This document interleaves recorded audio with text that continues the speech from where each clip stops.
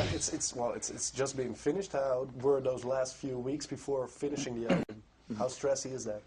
It's stressful, you know. I mean, I think you take the pressure and the stress and you try to use it to your advantage to come up with the best stuff that you've ever done, you know. Just go deep, and I don't know, it's such a long process of just, you know, we're just really excited to be able to put it out now, you know. Yeah.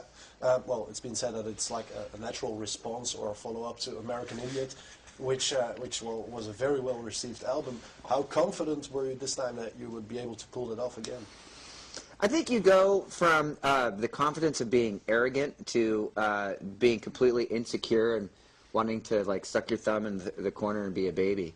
Yeah. So, but you know, it's like you feel empowered and you feel totally vulnerable at the same time.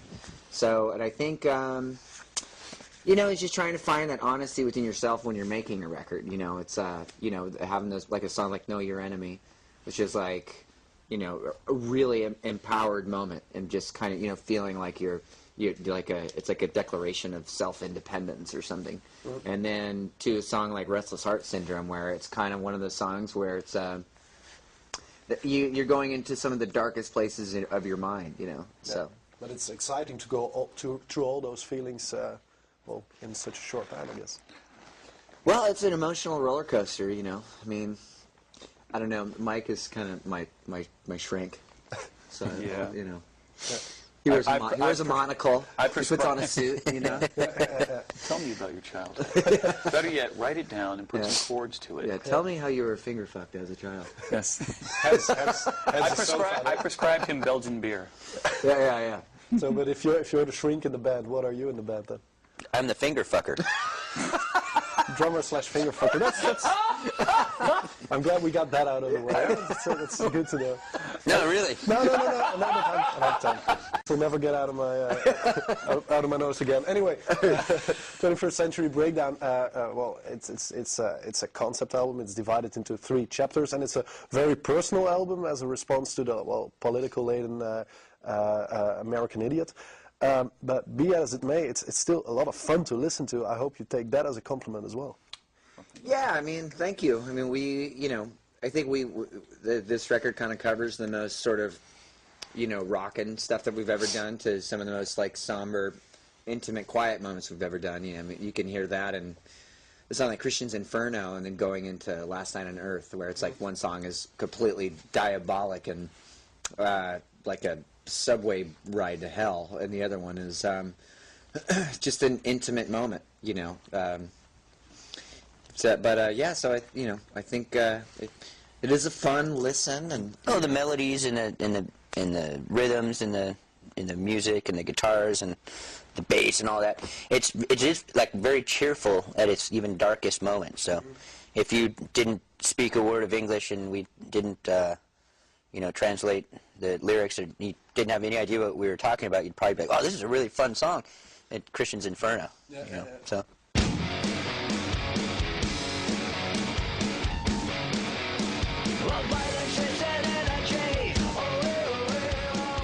in America, it's like because of the media, or because of, or you know, the last president, or all the sort of, you know, independent, like, you know, state government that goes on. You know, there's a different crisis like every week or every day. You know, I mean, one second you're talking about like what dog that Obama's going to have, or what you know, all of a sudden it's the swine flu, and all of a sudden Israel is getting mad because they're offended, so they want to call it the Mexican flu. And then you have like Hurricane Katrina, and you have 2 wars going on. 2 wars going on. I mean, I think we're in a lot of ways it's much more like diabolic and apocalyptic way of like the world is right now.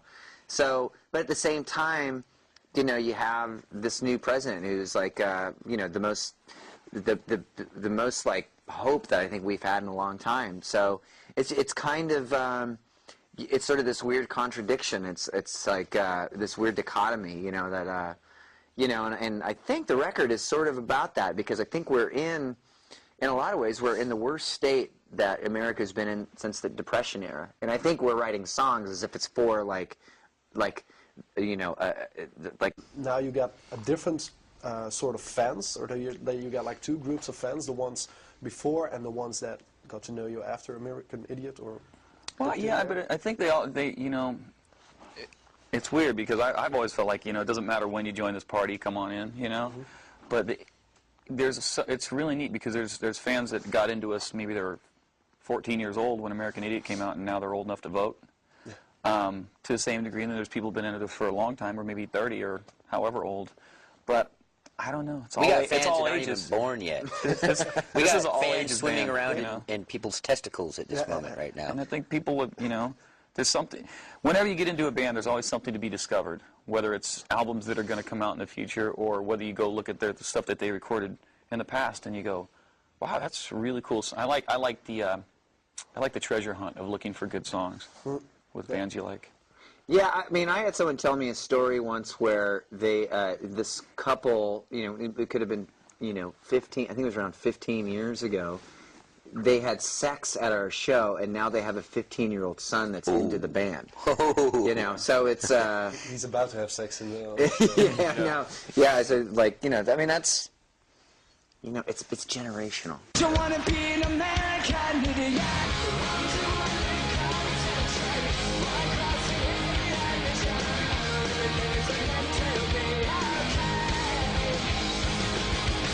I think sometimes we write from a standpoint of playing live, just because I think we've been on the road for so many years that you know, we like that connection with the audience, whether it's playing in a club or it's playing at, like, you know, like a stadium or something like that. You know, it's I don't know. There's nothing that's more. I feel I get so much. It's such a spiritual, and like you get so high. There's not a better drug in the world than, like, you know, than playing live, you know, and you know, it's never good for you. It's good for you. Never take it for granted. You know? Yeah. Health keeps you young. Workout, yeah. It is, yeah. I mean, Oh, yeah. it's like I'm 85 years old. Yeah. You don't look a day over 81. Okay.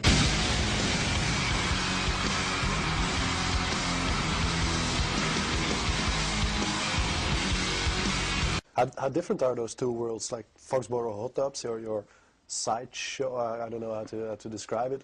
And Green Day, how different are they from one another? I mean, It's like an alter ego, really. It's like a sort of, you know, drunk uncle Yeah. that, in the back of your mind that Cousins. Yeah. kissing cousins. Yeah, kissing. Because those guys are definitely more. They live on the edge a little harder than Green Day does at times. You know, with all the, you know, the alcohol, the partying, the orgies, and just everything that they do. It's completely wrong. Bloodletting. Yeah. on Green Day. There are as well. thousands and thousands of Foxborough Hot Tubs children all around the world. Yeah. Having sex at Green Day shows. Yeah, that's how it goes.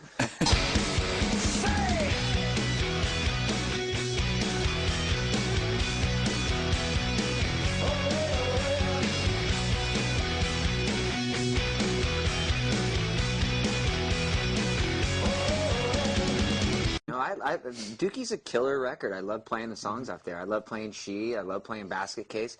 I think that there's we've never had a disconnect of our past. You know, I think it's important to us. You know, I think we'll always play songs like that. You know, I think back then when we were writing songs, I think we've always had. It's like, let's play music that'll